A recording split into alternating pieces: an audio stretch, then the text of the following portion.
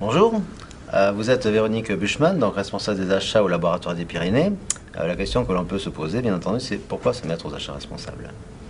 Alors, pourquoi les achats responsables au niveau du laboratoire des Pyrénées? Parce que nous sommes un laboratoire qui historiquement, travaille pour le respect, le contrôle de l'environnement, de la qualité de l'environnement.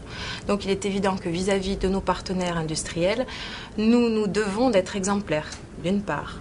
Ensuite, parce que la plupart de nos prescripteurs sont également des entités publiques qui, de plus en plus, se mettent au développement durable et que par conséquent, si nous voulons remporter ces marchés, il n'y a pas de doute, il faut que nous soyons les meilleurs.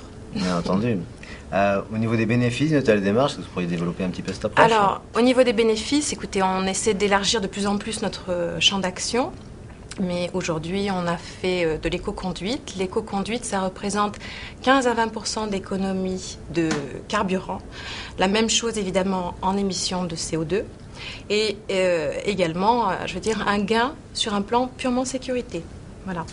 Ensuite, nous sommes également attelés aux fournitures administratives. Là, ça représente 25% d'économie aujourd'hui. Donc, pour moi, l'achat en développement durable, écoutez, c'est un achat qui, en plus, est économique. Comment réagissent les gens qui sont amenés maintenant à avoir cette Il y a éco-responsabilité? un gros travail d'information à mener. Nous avons mis en place une charte éco-geste chez nous et nous tâchons d'expliquer autant que possible quelle est notre démarche, quel est son objectif en termes de gain de marché et tous les retours que nous pouvons en espérer. Ça passe plus ou moins bien pour l'éco-conduite. Il se trouve qu'effectivement, la plupart des gens pensent qu'ils conduisent bien. Mais on a pu leur prouver que non seulement ils pouvaient conduire mieux, mais que forcément, ça avait aussi des répercussions dans leur conduite, simplement quotidienne, familiale. Voilà. Des projets sur la mathématique? D'autres projets en entreprise, en externalisation du nettoyage, sur les produits d'entretien de manière générale.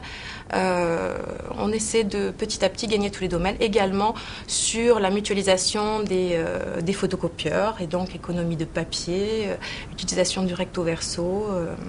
Donc vous arrivez bien entendu à concilier à la fois développement durable et économie en fait. Tout à fait, tout à fait. Et on essaie de toucher un petit peu tous les services en transversal, puisque les achats s'adressent à tous les services de l'entreprise, donc il est important qu'on fasse passer le message auprès de tous.